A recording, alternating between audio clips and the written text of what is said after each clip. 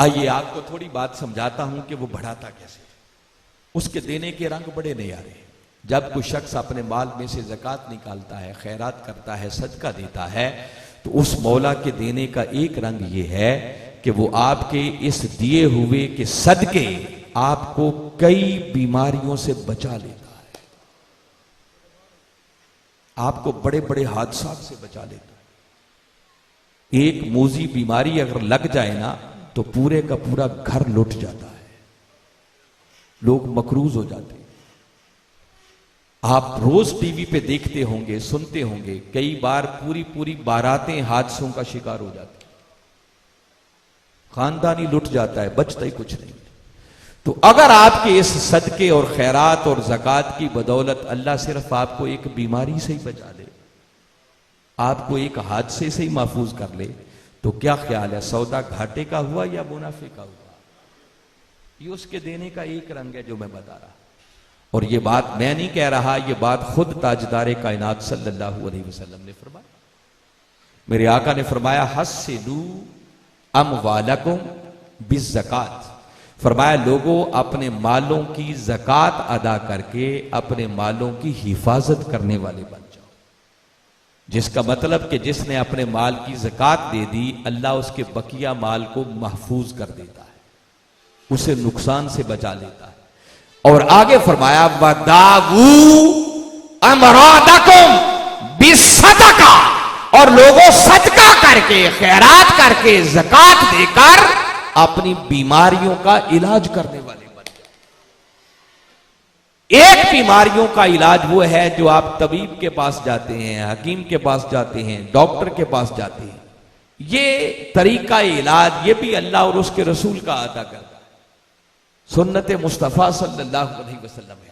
मगर बीमारियों के इलाज का एक नबवी नुस्खा जो मेरे आका ने इरशाद फरमाया, वदावू अमरादकुम बिस्सदका, के लोगों सदका करके अपनी बीमारियों का इलाज करने वाले बन जाओ। जब कोई बंदा सदका करता है तो इसकी बदौलत अल्लाह आपको बड़ी बड़ी बीमारियों से बचा लेता है। ना आपको कोई गोली खाना पड़ी, ना कोई इंजेक्शन लगाना पड़ा, ना किसी डॉक्टर के पास जाना पड़ा, बस सदका दिया, अल्लाह ने आपको बीमारी से महफूज कर दिया। मगर यकीन पक्का चाहिए, पुख्ता ईमान चाहिए, ढीला ढीला ईमान नहीं। और आका का फरमान है, इसमें शक तो हो नहीं सकता। और अगली बात अपने मन के कानों से सुने, ये किसी बीमारी का चले जाना, किसी मुश्किल का हल हो जाना, किसी मुसीबत का टल जाना, अरे ये तो शय ही कुछ नहीं है। सदका इतनी बड़ी चीज है कि सदका मौत जैसी मुसीबत को भी टाल देता है। सदका इतनी बड़ी शय है, बंदे की तकदीर को बदल देता है। अब ये आका का फरमान सुना रहा हूं, फिर आपको अपनी तरफ से मैं क्या कह सकता हूं। मेरे आका सल्लल्लाहु अलैहि वसल्लम जलवा अफरोज हैं, सहाबा किराम बैठे हैं, और मेरे आका सहाबा किराम को ये एक बात सुना रहे हैं। जैसे एक बंदा कहानी सुनाता है, कोई एक वाकया सुनाता है, ऐसे मेरे आका उनको सुना रहे हैं।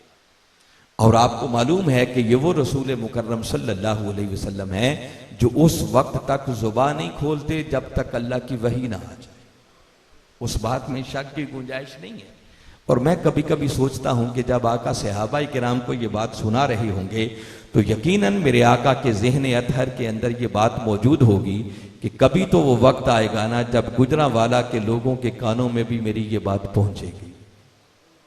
तो आज आका का वो इरशाद आपको सुना रहा। मेरे आका सहाबा किराम से फरमाते हैं कि एक दिन अल्लाह के पैगंबर दाऊद अलैहिस्सलाम बैठे थे।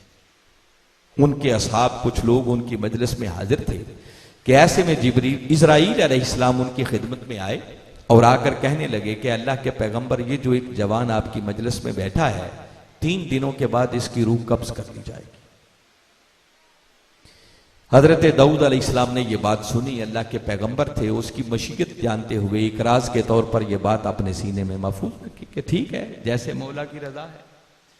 मगर 3 दिन तो क्या, वहां कई दिन, कई महीने और कई साल गुजर गए, उस नौजवान की डेथ नहीं हुई।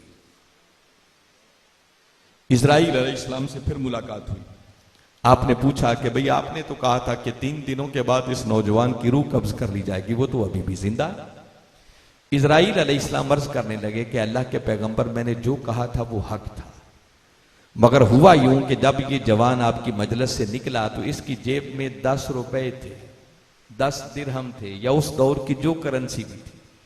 बस इस नौजवान ने वो 10 बल्कि 20 रुपए, इस नौजवान ने वो 20 रुपए अल्लाह की राह में खैरात कर दिए, सदका दे दिए।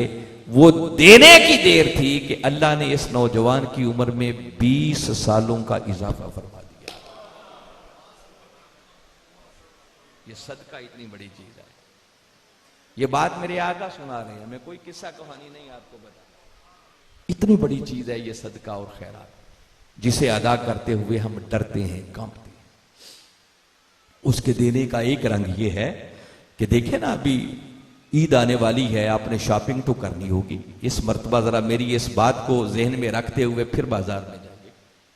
आप कपड़े की मार्केट में चले जाएं, साथ साथ पूरे बाजार में कपड़े की दुकानें होती हैं और तकरीबन लोग एक जैसा माल ही रख के बैठे होते हैं। जो मार्केट में कपड़ा अवेलेबल होता है वो सबके पास होता है।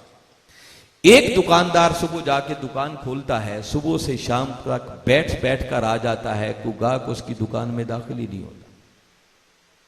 कोई ग्राहक चला जाए तो उससे सौदा ही नहीं बनता, कईयों से झगड़ा हो जाता है, लड़ाई हो जाती है। और साथ ही अगली दुकान में कोई ऐसा खुशकिस्मत शख्स भी बैठा होता है कि झगड़ा तो बड़ी दूर की बात है, उसकी दुकान में ग्राहकों का ऐसा रश, ऐसा तांता लगा होता है कि अकेला नहीं, उसने 20-20 मुलाजिम रखे होते हैं, वो फिर भी पूरा नहीं होता। तो माल तो हर तरफ एक जैसा ही था। ये क्या है? ये उस मौला का करम है, वो जिसका चाहे उसकी मखलूक के दिलों में एतमाद बिठा देता, फिर वो लोगों के दिलों में डाल देता है कि अब तुमने जाना कहां। एक की तरफ जाता ही कोई नहीं, दूसरे की तरफ इतना रश हो जाता। तो जब बंदा मौला के साथ सौदा कर लेता है ना, तो फिर मौला उस बंदे पर वो करम के दरवाजे खोलता है कि वो मट्टी को हाथ लगाए तो सोना बन जाए। वो जिस कारोबार में कदम रखे, अल्लाह उसमें बरकतें बरकतें अदा करता चला जाता। इस पर भी आपको एक हदीस मुबारका सुनाता हूं, सही मुस्लिम शरीफ की हदीस। ये भी सहाबा किराम को मेरे आका सुना रहे, यानी आप गौर करें मेरे आका किस तरह सहाबा किराम को इन बातों पर मोटिवेट करते होंगे, समझाते होंगे। मेरे आका फरमाते हैं कि एक दिन एक शख्स जा रहा था कि उसने जाते हुए अचानक बादलों से एक आवाज सुनी कि बादलों को बाई नेम, नाम लेकर हुक्म दिया जा रहा था कि जाओ और फुला खुश नसीब की जमीन पर जाकर बरस जाओ। ये उसके करम का रंग आपको बता रहा। वो शख्स कहता है कि मुझे बड़ा ताज्जुब हुआ, कहते मैं थोड़ा ही आगे गया था कि बारिश शुरू हो गई। एक चटियल सा इलाका था, बारिश बरसी और मैंने देखा कि पानी एक नाले का रुख इख्तियार करके एक तरफ जा रहा।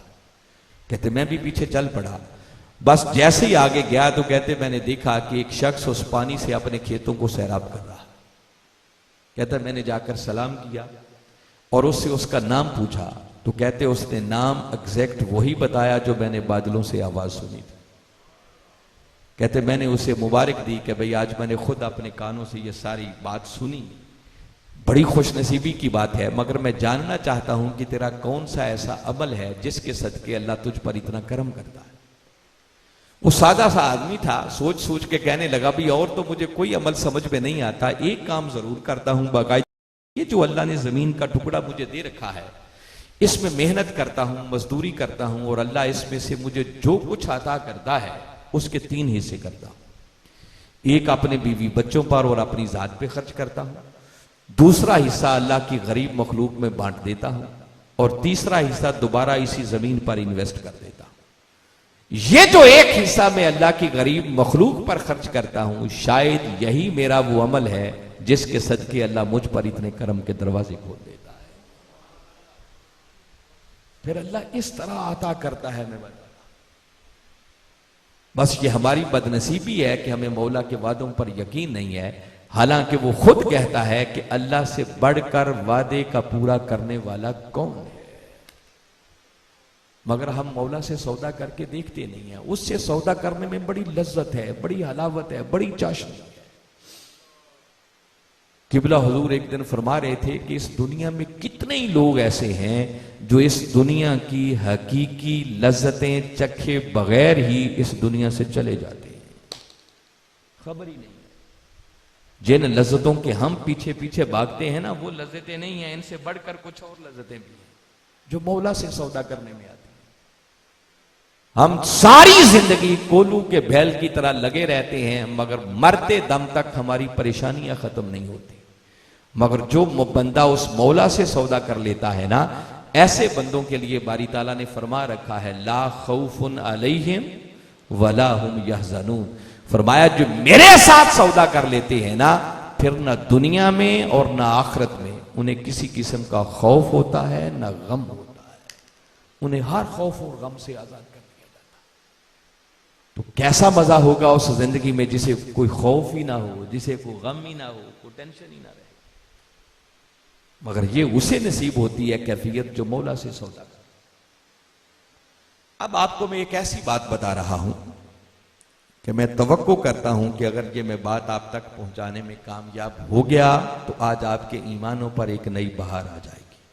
इससे बढ़कर और मैं क्या सुना सकता हूं। सूरह तौबा है, उसकी आयत नंबर 103। अभी मैंने ज़कात का एक माना बताया, इसी माने की तायीद भी करना चाह रहा हूं और साथ थोड़ा सा इसका दूसरा माना भी टच करना चाह रहा हूं, क्योंकि वक्त हमारे पास महदूद होता है, सारी बातें हो नहीं सकती।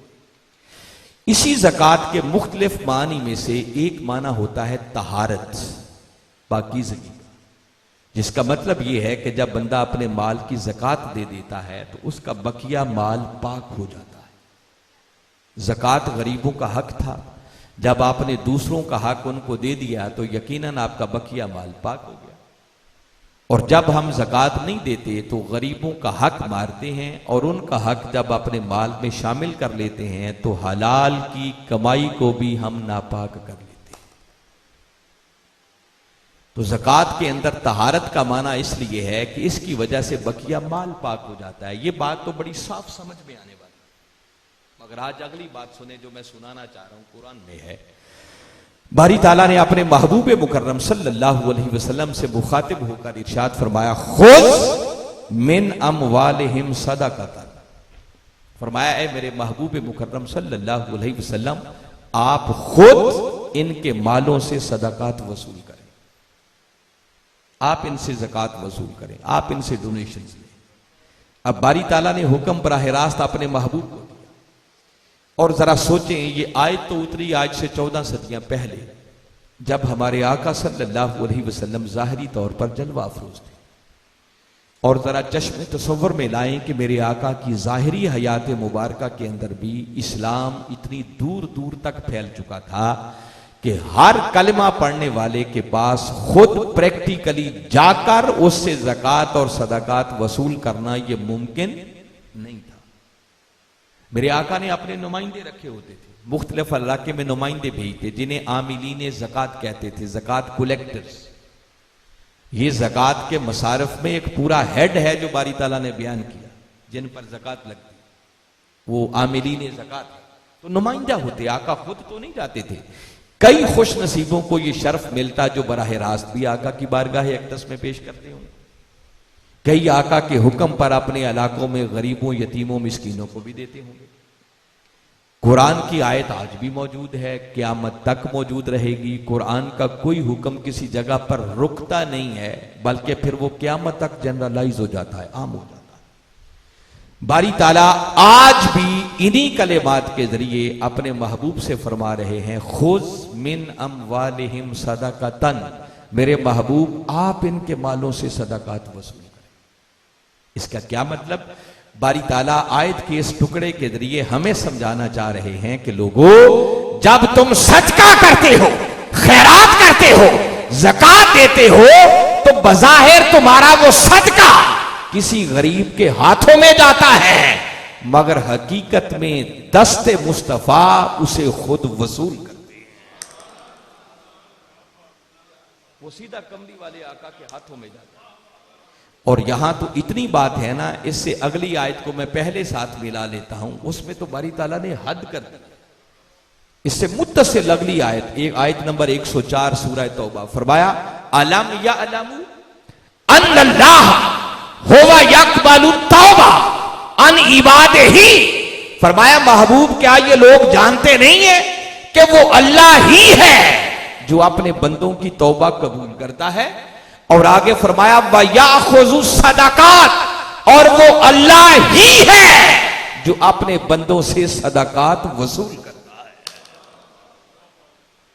इन दोनों आयतों के ये हिस्से अगर मिला लें तो बारी ताला समझा रहे हैं कि लोगों, जब तुम सदका देते हो, खैरात करते हो, ज़कात देते हो, तो बज़ाहिर तुम्हारी वो ज़कात किसी गरीब के हाथों में जाती है, मगर हकीकत में अल्लाह और उसका रसूल उसे खुद वसूल करते हैं। और गुजरांवाला वालों, जरा सोचो, अगर बंदे को ये ईमान की कैफियत नसीब हो जाए, और होनी चाहिए, कि जब आप देते हैं तो जाता तो गरीब के हाथों में है, मगर हकीकत में अल्लाह और उसका रसूल वसूल करते हैं। अगर ये ईमान की कैफियत और हलावत बंदे को मिल जाए तो जरा सोचें, देते हुए बंदे पर एक वजद की कैफियत होगी, उसको देने में भी एक लज्जत और हलावत मिल रही होगी कि दे रहा हूं सीधा अल्लाह और उसके रसूल के हाथों में जा रहा। आपने सुनी है ना बात, कहते हैं कि सदके में कभी नाकिस शय नहीं देनी चाहिए, अच्छी चीज देनी चाहिए। क्यों? उसकी हिकमत यह है कि आपका सदका महज गरीब के हाथों में नहीं जाता, बल्कि अल्लाह और उसके रसूल के हाथों में जाता है। और अगर ये यकीन हो जाए कि अल्लाह और उसके रसूल के हाथों में जा रहा है, तो कोई जसारत करेगा नाकिस शय देने की? इस ईमान को पक्का करो। अब फिर आयत नंबर 103 पे आ जाएं, जो आपको ईमान अफरोज बात बताना चाह रहा। फरमाया खुज़ मिन अमवालिहिम सदक़तन, महबूब आप इनके मालों से सदक़ात वसूल करें, ठीक। और साथ आगे फरमाया तो ताहिरुहुम, और ऐ मेरे महबूब मुकर्रम इनसे सदक़ात वसूल करें, और फिर आप इन सदका देने वालों के जिस्मों को तहारत अता कर। अहले इल्म लोग बैठे हैं, तो ताहिरुहुम, इस होम से मुराद माल नहीं है कि मालों को पाक कर दे। ज़कात दे दिया है तो माल पाक हो गया, वो मैं पहले बता चुका, वो तो ऑटोमेटिकली हो ही जाएगा। यहां तो बारी ताला ने फरमाया तो ताहिरुहुम, महबूब आप इन सदका देने वालों को तहारत अता कर दे, इनके जिस्मों को पाक कर दे। और आगे फरमाया व तुज़क्कीहिम बिहा, और प्यारे इन सदाकात की बदौलत आप इनके मालों को भी और इनकी रूहों को भी बरकत अता करें, एक। और साथ फरमाया इनकी जानों को और इनकी रूहों को भी तज़किया और तस्फिया। ये बड़ी खास बात है जो मैं आपसे कह रहा हूं, जो कुरान में बारी ताला ने वारिद की, कि जब आप देते हैं तो सिर्फ माल ही पाक नहीं होता, आपका तन भी पाक होता है, आपका मन भी पाक होता है। और ये तहारत, ये तज़किया और तस्फिया बंदे को कैसे मिलता है? कोई और फार्मूला नहीं। फरमाया महबूब आप इन्हें तहारत अता करें, आप इनको तज़किया अता कर दें। और आपके मन के कानों से सुनो, कुर्बान जाऊं उस मौला ने कितनी अजीम बात की। आगे फरमाया वसल्ले अलैहिम, और ऐ मेरे महबूब मुकर्रम सल्लल्लाहु अलैहि वसल्लम फिर आप इन सदका देने वालों पर दम फरमा दे। सल्ले अलैहिम, इन सदका देने वालों के लिए दुआ कर दे। ये अल्लाह अपने महबूब को हुक्म दे रहा है। ये हुक्म सिर्फ 14 सदियां पहले के लिए नहीं था, आज भी है, क़यामत तक है। हम दुनिया में जिंदगी में मारे मारे फिरते रहते हैं, कभी किसी मौलवी के पास जाके मेरे लिए दुआ कर दो, कभी किसी पीर के पास, कभी फकीर के पास, कभी किसी के पास। अल्लाह के नेक बंदों से दुआ करवाना ये सुन्नत मुस्तफ़ा है सल्लल्लाहु अलैहि वसल्लम, अच्छी बात है। मगर सोचो कायनात में मेरे आका से बढ़कर भी कोई दुआ करने वाला होगा, और आका से बढ़कर भी किसी की दुआ कबूल होती होगी? और अगर कभी मन चाहे ना कि सीधा कमली वाले आका से ही दुआ करवाएं, तो अल्लाह ने ये दरवाजा आज भी खुला रखा है, ये बंद नहीं किया। वो कहता है वसल्ले अलैहिम, महबूब इनसे सदकात वसूल करें, और वसूल करके फिर आप इनके लिए दुआ कर दें। क्यों? इन्ना सलातका सकनुल लहुम, प्यारे जब आप इनके लिए दुआ कर देंगे तो आपकी दुआ के सदके इनकी बेचैन रूहों को सुकून मिल जाएगा। इनको सुकून मिल जाएगा। आयत का यह हिस्सा बता रहा है कि जब बंदा सदका करता है, खैरात करता है, अल्लाह की राह में देता है, पहली बात यह कि दस्ते मुस्तफा उसे खुद वसूल करते हैं। दूसरी बात, मेरे आका उनके तन को भी और उनके मन को भी उजला और साफ कर देते हैं। और तीसरी बात, इधर आपका सदका गरीब के हाथों में गया, उधर गुंबदे खजरा में कमली वाले आका उस सदका देने वाले के लिए अल्लाह की बारगाह में हाथ उठा देते हैं।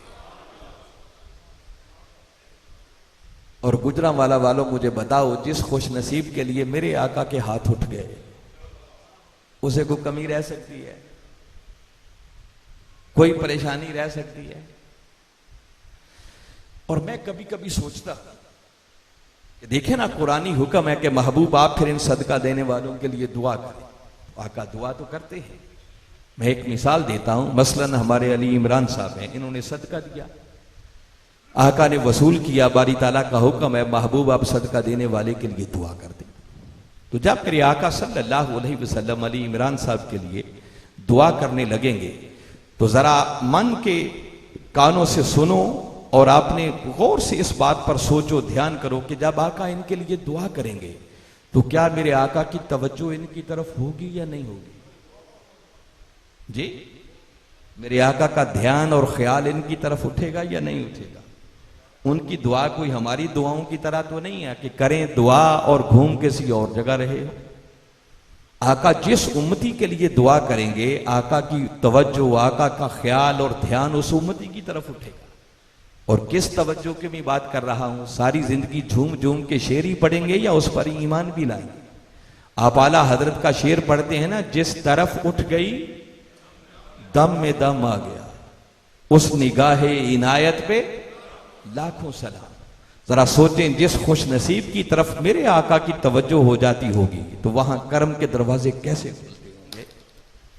अरे वो तवज्जो अगर डूबे हुए सूरज पर हो जाए तो सूरज पलट के वापस आ जाए, 14वीं के चांद पर हो जाए, चांद 2 हिस्सों में तकसीम हो जाए, वो तवज्जो अगर किसी दरख्त पर हो जाए, दरख्त जड़ें उखाड़ कर वक्त करता हुआ मुस्तफा के कदमों में सरबसजूद हो जाए, वही तवज्जो अगर दूध के एक प्याले पर हो जाए, 70 सहाबाए किराम पी जाए, वो दूध का प्याला फिर भी खत्म ना हो। अरे वो तवज्जो अगर पत्थरों पर, कंकरियों पर हो जाए तो वो काफिर की बंद मुट्ठी में कलिमा पढ़ के नबी की रिसालत की गवाही देना शुरू कर दे। अरे सोचो, अगर वो तवज्जो कंकरियों पर हो जाए, जिंदा होकर कलिमा पढ़ना शुरू कर दे, तो जिस उम्मती की तरफ आका की तवज्जो हो जाएगी, उसका मुर्दा दिल जिंदा क्यों नहीं होगा? ये जो बारी ताला ने फरमाया ना, महबूब आप इनको तहारत अदा करें, आप इनका तज़किया और तस्फिया करें, तो कैसे होता है? कोई ऑपरेशन नहीं करते आका उसके तहारत के लिए, तज़किया के लिए, को उसे गुस्ल नहीं देना पड़ता क्या? बस कमली वाले आका की तवज्जो होने की देर है कि फिर तन और मन की गलाजतें और कसाफतें सारी धुल जाती हैं। फिर बंदे का तन भी उजला हो जाता है और बंदे का मन भी उजला हो जाता है, फिर खैर ही खैर हो जाती है। अब इससे बढ़कर मैं आपको और क्या बताऊं कि ज़कात देने से, सदका करने से उस मौला की बारगाह से क्या क्या मिलता है। अल्लाह और उसके रसूल की बारगाह में सुरखरू हो गए, आपका माल भी बढ़ गया, आपकी जिस्म को भी तहारत मिली, आपके माल को तहारत मिली, आपकी रूह का तज़किया और तस्फिया हो गया, कमली वाले आका की दुआएं भी मिली, आप भी, बीमारियां भी गईं, परेशानियां भी गईं, दुनिया भी कामयाब, आखिरत भी कामयाब। और बंदे को क्या चाहिए? और अल्लाह और उसके रसूल सल्लल्लाहु अलैहि वसल्लम के इतने वादों के बावजूद भी अगर हमारे मन का खौफ ही ना जाए, इससे बड़ी बदनसीबी बंदे की क्या होगी? वो मौला तो झंझोड़ कर हमें गफलत की नींद से बेदार कर रहा है, इससे बढ़कर वो क्या फरमाए? सूरा मुनाफिकून को पढ़े, ईमान वालों से उसने बात की, फरमाया व अनफिकू मिम्मा रज़क़नाकुम मिन कबली अन यातिया अहदकुमुल मौत। फरमाया ईमान वालों, कबल इसके कि तुम्हारी मौत का वक्त आ जाए, उस वक्त के आने से पहले पहले हमारे दिए हुए में से खर्च कर दो।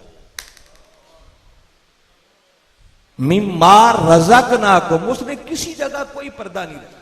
कहता दिया हमने है, याद रखो, ले भी हमने लेना है, मालिक भी हमें। तुम्हारे पास उस वक्त तक है जब तक तुम्हारी मौत नहीं आ जाती। उस मौत के मरहले से पहले पहले इसको इस्तेमाल में ले आओ, खर्च कर लो, मेरी गरीब मखलूक पर खर्च कर लो।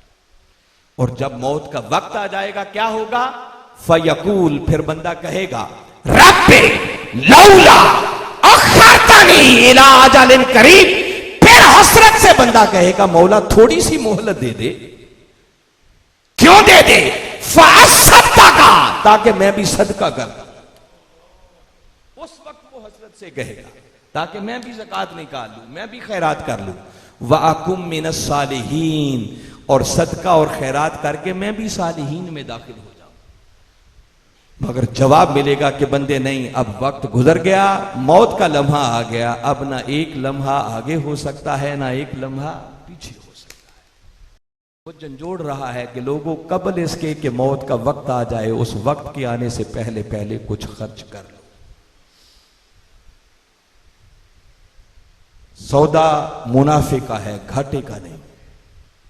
जिस माल को इतनी मेहनत से कमाते हो, संभाल संभाल के रखते हो, आंखें बंद होने की देर है, इसी माल पर पिछले लड़ाइयां करेंगे, झगड़े करेंगे, आपके लिए वबाल बन जाएगा, आजाब का सबब बन जाएगा। वक्त चूंकि खासा हो चुका है, मैं इतनी बातों पर इक्तिफा करते हुए सिर्फ 2 या 3 जरूरी मसले बताना चाह रहा हूं, ताकि ज़कात का सब्जेक्ट है। वैसे तो आप मसाइल शुरू करूंगा ना तो कई घंटे बोलता रहूं तो वो मसाइल खत्म नहीं हो सकते, ये ऐसा चैप्टर है।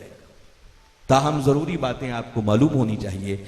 हर कलिमा पढ़ने वाला शख्स जो आकिल है, बालिग है, आजाद है, साहिब निसाब है और उसका माल उसकी बुनियादी जरूरियात से जायद है, वो मकरूज नहीं है, उसका माल माल नामी है, और अगर उसके माल पर साल गुजर जाए तो ऐसे कलिमा पढ़ने वाले शख्स पर ज़कात का अदा करना फर्ज हो जाता है। आप थोड़ा सा सुने, मैं ये अर्ज करता हूं और फिर भी मैं बता रहा हूं कि ये मसाइल तो इतने हैं कि मैं कई घंटे भी बोलता रहूं तो खत्म नहीं हो सकता। ये अल्लाह ने मुझे तौफीक बख्शी, कमो बेश को 2 साल पहले की बात है, मेरा बाजू फ्रैक्चर हो गया, घर में फारिग था, तो बस इस मौजू पर मेरी नजर पड़ी तो मैंने ज़कात के मसाइल पर छोटे छोटे लेक्चर्स, बड़े भी हैं, 1.5 घंटे की गुफ्तगू भी आपको मिल जाएगी, घंटे की, आधे घंटे की, 10 मिनट, 5 मिनट, हत्ता के 1.5 मिनट के क्लिप्स भी सवालों जवाब की शक्ल में मैंने ज़कात के मौजू पर रिकॉर्ड करके वो यूट्यूब चैनल पे चढ़ा दिए। तो उन सारी बातों को बयान करने के लिए तो वक्त चाहिए, और वो भी सब कुछ नहीं है, उसके अलावा भी अभी बहुत कुछ है जो बयान होने वाला। फिर मैंने तहरीरी शक्ल में अपने मरकज़ में ये मवाद सारा दिया कि इनको ग्रुप्स में शेयर करें ताकि लोगों को ज़कात के मसाइल की खबर हो कि ये कितना अहम सब्जेक्ट है। ताहम मैं ज़रूरी 2-3 बातें सिर्फ बता रहा हूँ। ये भाई ने पूछा है निसाब क्या होगा। आज से 14 सदियाँ पहले जब ज़कात फ़र्ज हुई तो ताजदार कायनात सल्लल्लाहु अलैहि वसल्लम ने 2 चीज़ों को निसाब मुकर्रर किया, एक सोना और दूसरा चांदी।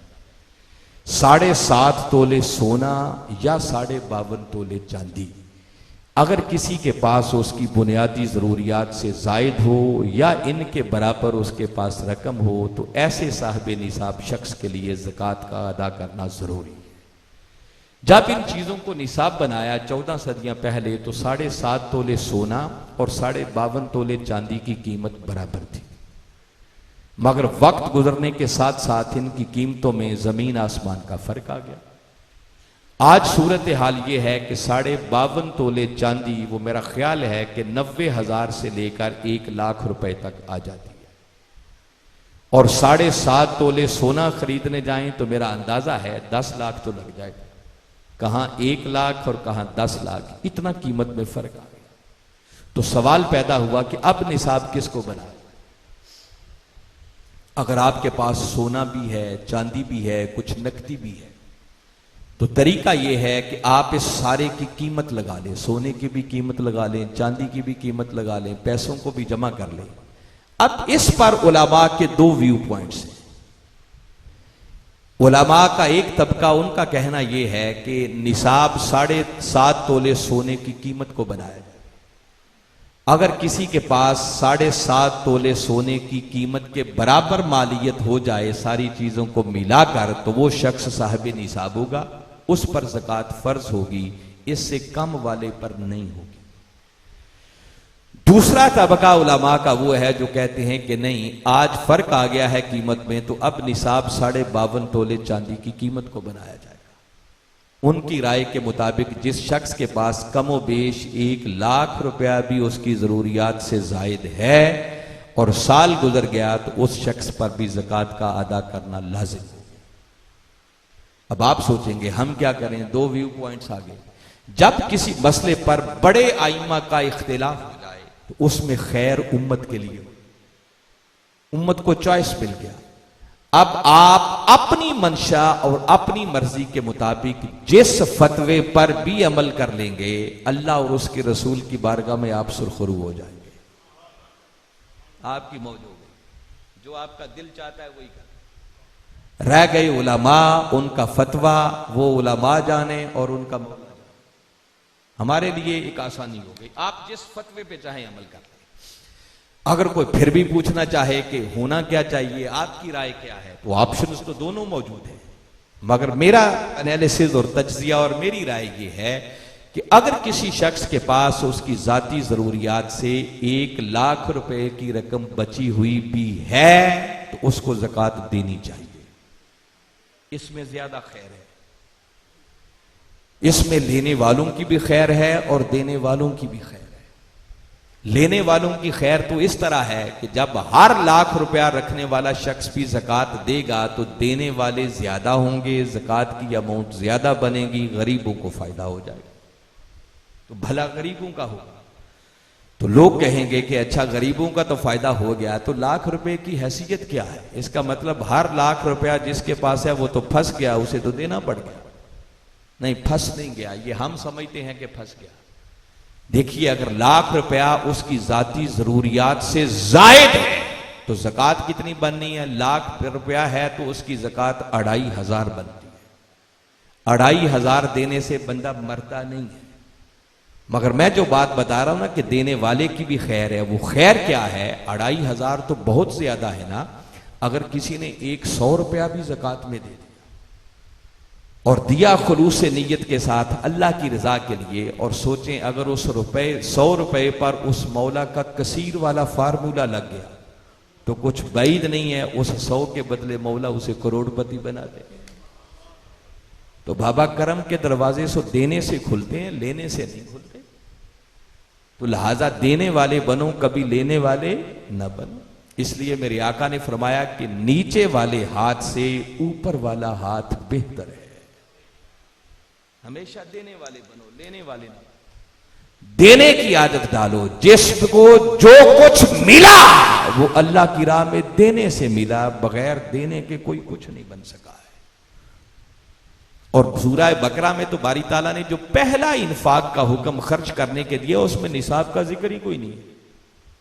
मुत्तकीन की अलामात बयान की, फरमाया अल्लज़ीना युमिनूना बिल गैब, ईमान बिल गैब, व युकीमून सलात, नमाज का कायम करना।